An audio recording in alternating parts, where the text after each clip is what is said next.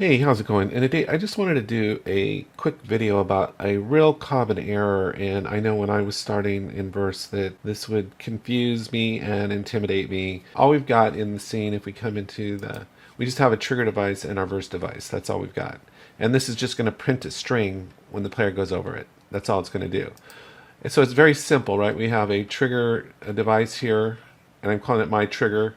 And then on the event, my triggered event, we subscribe to this little function here that takes in an agent type. So this is an agent. That's the data type. It's an agent. And the name is agent. This can be confusing because you see agent. This name could be any name right here.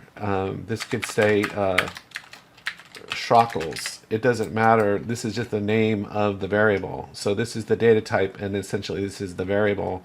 So it's confusing sometimes because you see agent, but agent is just the name of the type. So it's a little confusing. That's a little confusing because you see agent. The trigger device is unique because, and this is confusing because it's an agent type in an option container.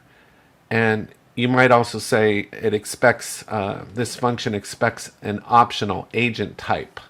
So the option container is what we're dealing with. So what this is saying is,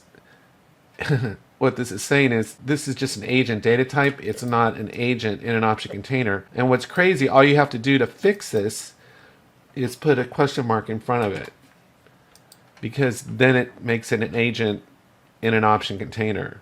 And then remember, to unpack this, you have to use a question mark on the other side, right?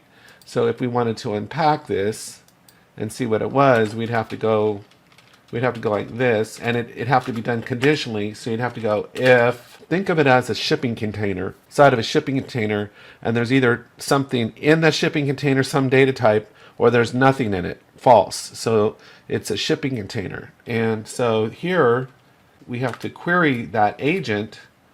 So if I go agent question mark, I have to put a colon there. So here what we're doing is where the agent of the option type is assigned to this name, agent. Then here, because it's in an optional container, we have to put this question mark here to get the element out. So now this is our agent reference inside of this here. So it's very confusing because you've got these question marks. That's what's confusing about it. And what's also confusing about it is there's something called a named argument. So like when we go to do this, when we go to do this and hit a question mark, duration equals 10 or 19, this will keep the print string on the screen for longer. This has a question mark in front of it too, just like an option does, an optional container does. But this is not an option. This is what they call is a named argument. There's lots of room for confusion. So this is what it's looking for. This is what we'd say an agent type in an option container, or you could say it's an optional agent type.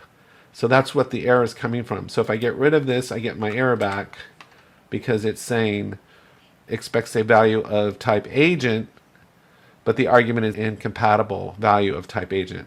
I hope you found this some help.